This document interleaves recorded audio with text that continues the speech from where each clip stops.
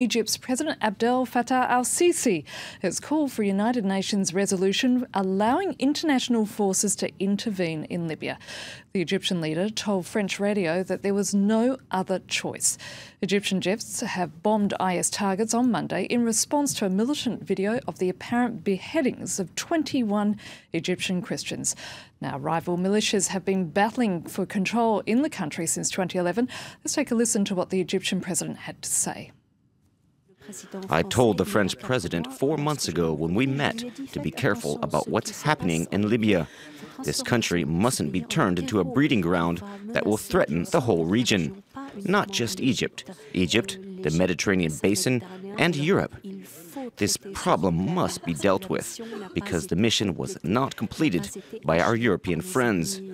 We abandoned the Libyan people who are prisoners of extremist militia. Now, for more on the story, I'm joined here in the studio by France 24 journalist Wassim Nasr, who's been closely following the jihadist activities on the web. Basically, how long has the Islamic State been present in Libya, Wassim?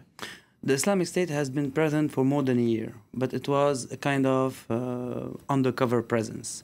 Because we know that many Libyans went to fight in Syria in the rank of jihadi groups and in the ranks of the Islamic State in Iraq and the Levant, the ancestor of the actual Islamic State. There was even a whole unit made of Libyans called Al-Baghdadi unit, and many of these guys went back to Libya. One Saudi scholar went back to Libya in order to organize the implementation of the Islamic State in Libya. They started in Derna, the town of Derna. They don't control the whole town. There's even another faction which is called Majlis Shura al-Mujahideen. It's a coalition of many factions which were created against the Islamic State. These factions are more close to Ansar Sharia and Al-Qaeda. But we know today that the Islamic State controls 2 towns at least, which is Nawfaliyah and Sirte, where Gaddafi was born. So where else are they present? Is it just in those 2 towns, or are they starting to pop up in other parts of the country? They don't have a territorial control as in Iraq or Syria. So they are present in Derna, the town of Derna. They don't control the whole town. They are present in Nawfaliyah and in Sirte. They control these 2 towns. They even took the radio station in Sirte a few days ago, and they made their radio program.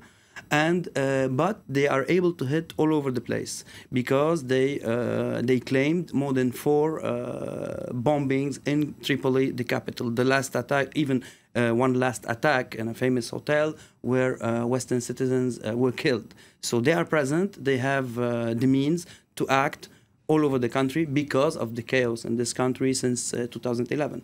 So what level of support do they actually have among the Libyan public? They don't have big support yet, and I say yet because we know that airstrikes, drone strikes can be very counterproductive. The Egyptian airplanes hit Derna, they destroyed a whole neighborhood, so civilians were killed. So this might be really counterproductive because this same equation made that the Islamic State got stronger and stronger in Syria. It's the same equation that made them stronger and stronger in Iraq. So it's really delicate as a situation.